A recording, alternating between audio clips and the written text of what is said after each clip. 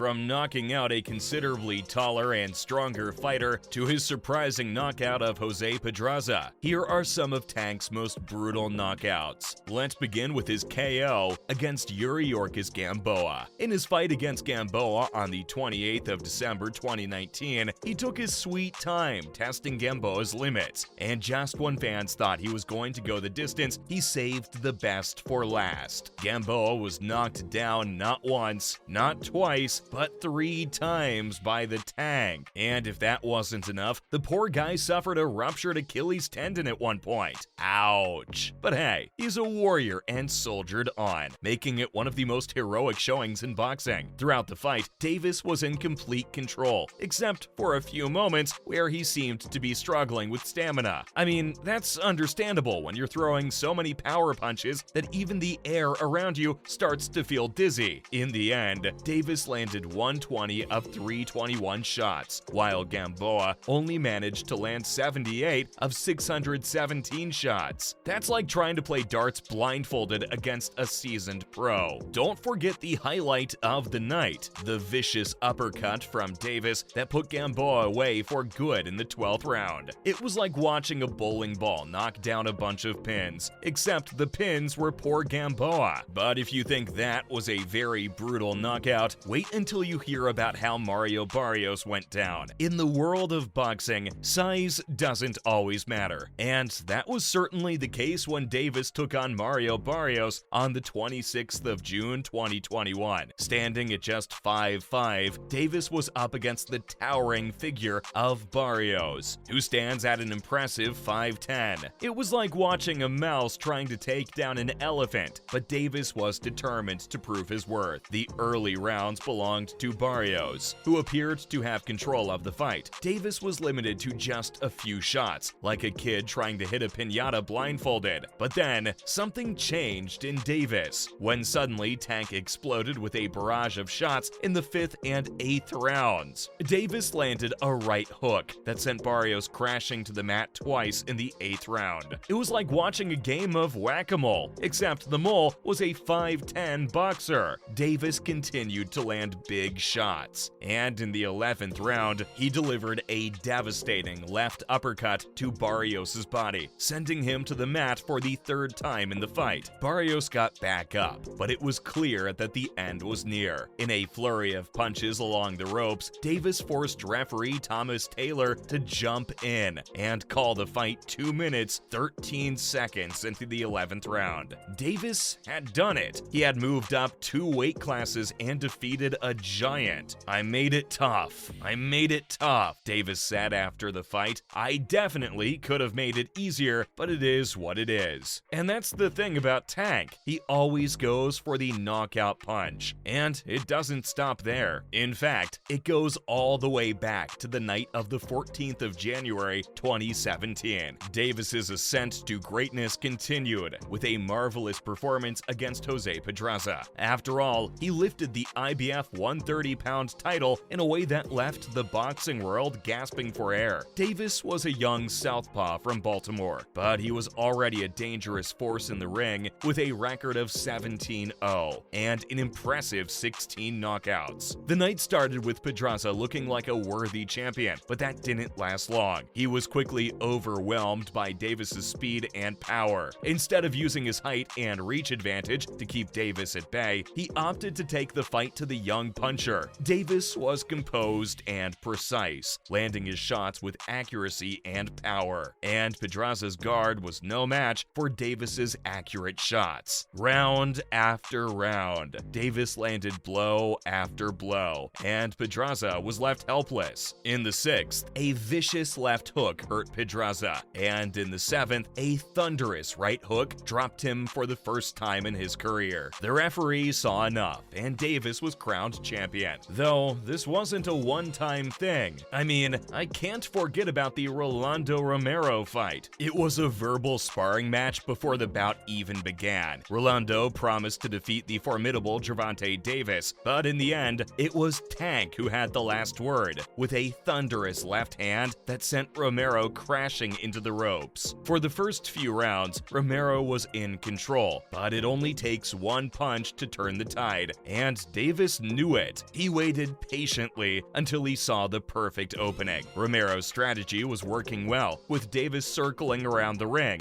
looking for opportunities to strike. But Romero's repeated fouls, including elbowing and throwing Davis to the canvas, had him walking a fine line. In the 6th round, Romero saw his chance to turn up the heat, pursuing Davis to the ropes with his wild power punches. But it was a fatal mistake, as Davis calmly delivered a left-hand counter that caught Romero clean on the chin. That sent him face first into the ropes before sliding down to the canvas. The crowd erupted in a frenzy as Davis celebrated his latest victory, solidifying his status as one of the most dangerous knockout artists in the sport. And Romero? Well, he learned the hard way that when you mess with the bull, you get the horns. What's more, it looks like the Tank gave a taste of the same power to Liam Walsh. In 2017, Davis was a rising star in the world of boxing, and his fight against Liam only sent a massive warning to the others that he could knock you out in a second. The two fighters entered the ring with vastly different levels of experience, but it was Davis who showed his dominance early on. From the first bell, Davis set a blistering pace, throwing jabs and left hands that forced Walsh to abandon his southpaw stance and switch to orthodox. But even this adjustment proved futile against Davis's relentless speed and accuracy. In the 2nd round, Davis continued to land hurtful left hands that left Walsh reeling. It was clear that the British fighter was facing a monumental challenge, and he struggled to defend himself against the American's relentless assault. And then, in the 3rd round, Davis unleashed a particularly powerful left hand that sent Walsh crashing to the canvas. The crowd gasped as Walsh struggled to get back on his feet, but Davis was not content to let him recover. He continued to land devastating punches, each one more powerful than the last, until Walsh was knocked down again and the referee stopped the fight. Though as brutal as this was, the most brutal KO is the one I'm about to talk about. It's the electric night of October 31st, 2020. The tension was palpable as Davis entered the ring to face Leo Santa Cruz. The fight began, and Santa Cruz quickly established his dominance, outboxing Davis for the majority of the first 6 rounds. In the 6th round, Davis saw his opportunity and seized it, with all the ferocity of a predator going in for the kill. He backed Santa Cruz into the corner and unleashed his signature move, a vicious uppercut that had serious venom. The punch landed smack dab on Santa Cruz's chin and put him to sleep. The crowd erupted in a frenzy as Davis stood victorious over his fallen opponent. The Alamo Dome in San Antonio bore witness to a moment of savagery as Davis unleashed the full force of his fury and left Santa Cruz out cold.